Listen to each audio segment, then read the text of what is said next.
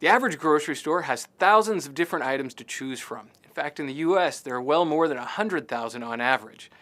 And within each category, there are often hundreds to choose from, 300 different cookies in the average grocery store. And with 300 different types of cookies to choose from, how do you know which one is the exact right one for your family? In all honesty, you don't. There are too many possible choices to be able to weigh off all the different trade-offs. From the point of view of a policymaker, we often consider the consumer to have access to all information and to be an efficient user of that information so that they trade off all the nutrition characteristics of every food as well as the different prices and come up with the best item for their family. In reality, that's not at all possible. The average consumer makes more than 300 food-related decisions each day.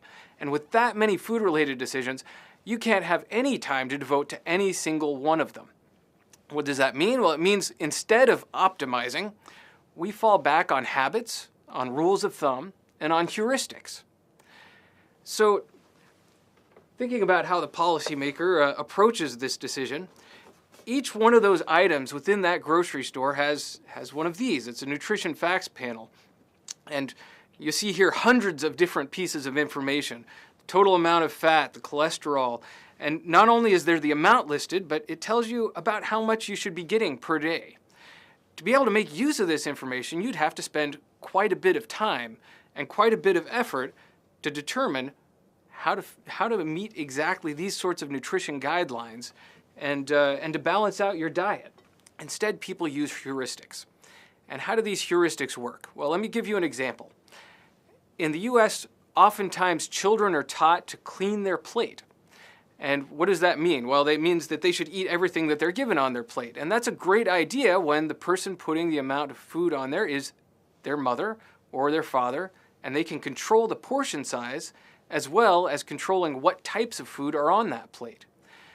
But if you take that same heuristic to just clean your plate and take it to a restaurant where oftentimes the meals are double the size of what you really should consume, and oftentimes will also be loaded with fat and other things that are undesirable, then this heuristic can get things wrong and can lead you to overeat, and in particular, overeat those things that are worst for you.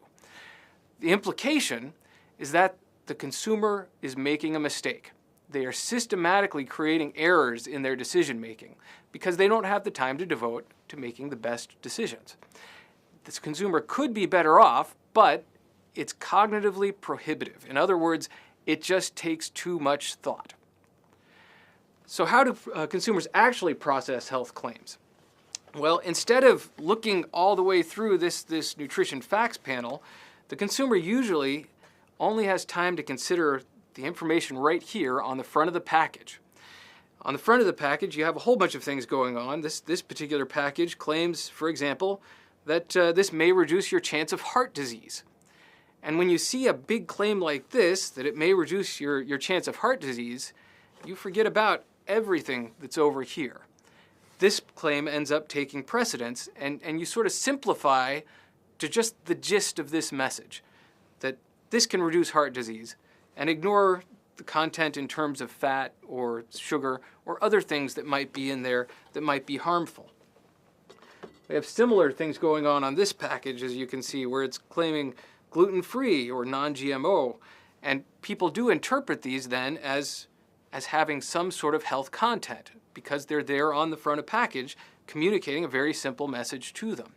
It creates what you might call a health halo.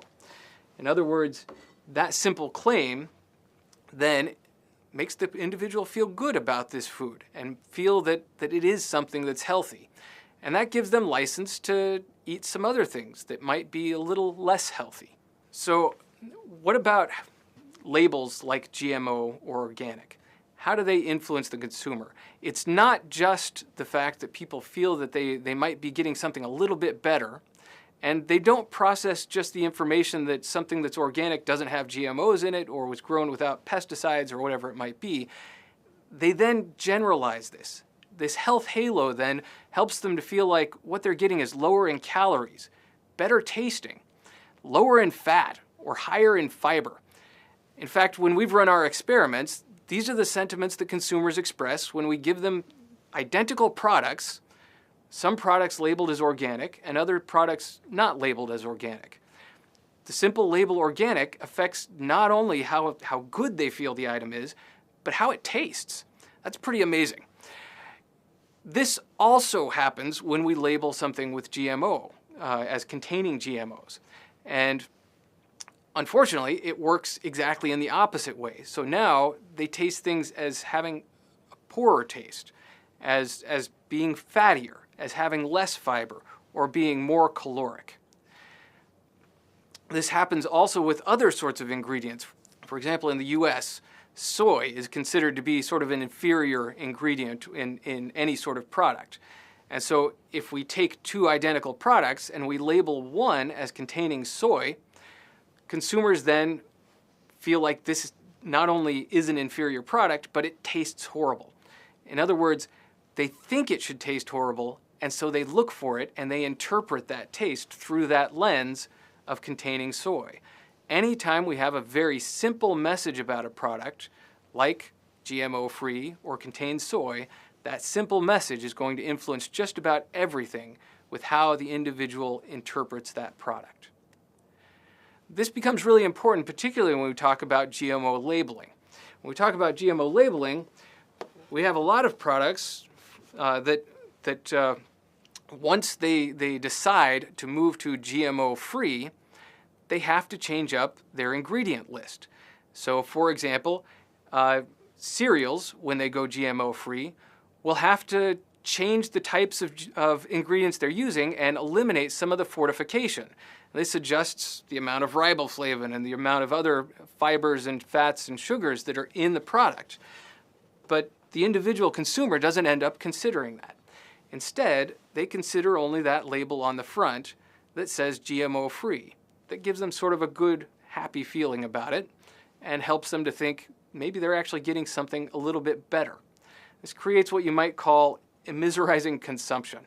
What does it mean? Well, so for example, when we see chips that are labeled as low fat, we often think to ourselves, these are a little bit better for us than normal chips. And being low fat, we then feel like we have license to eat a little bit more. And in fact, when you run experiments, the availability of low-fat chips makes it so that one actually consumes more fat than if no low-fat chips are available.